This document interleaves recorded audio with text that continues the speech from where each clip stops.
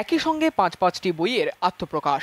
সঞ্জিত কাহারের লেখা একগুচ্ছ বইয়ের উদ্বোধন হয়ে গেল কলকাতা প্রেস ক্লাবে। মা, খেয়াল খুশি, রূপসা, অর্ধমৃত, দক্ষিণ হাওয়া, এই 5টি বই একই সঙ্গে কবিতা প্রেমীদের হাতে তুলে দিলেন লেখক। বর্তমান আর্থসামাজিক পরিস্থিতি সম্পর্কে টানাপোড়েন, দৈনন্দিন ঘটনাবলীর জলজান্ত দৃষ্টান্ত থাকছে এই 5 বইয়ের কবিতাগুলিতে।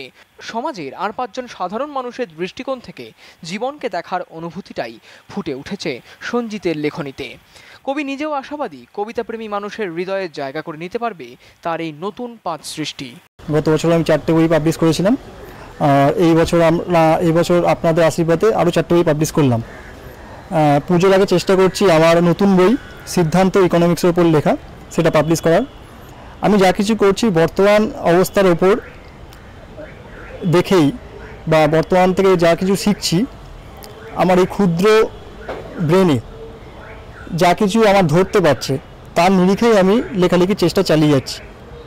আমি চেষ্টা করব যাতে আমার লেখার মধ্যে কোনো আজগুবি না থাকে এবং যেটা বর্তমানে প্রকাশিত হচ্ছে আমার সেগুলো পড়লে আপনারা জানতে পারবেন যেগুলো ঘটনাগুলো ঘটছে, যে সমস্ত ঘটনা আমাদের চারিপাশে ঘটছে সেই সমস্ত ঘটনাগুলোকে নিয়েই আমার লেখা এবং আগামী দিনেও সেই সমস্ত ঘটনার ওপরই আমার লেখা বেরোবে। Bureau report, channel 10।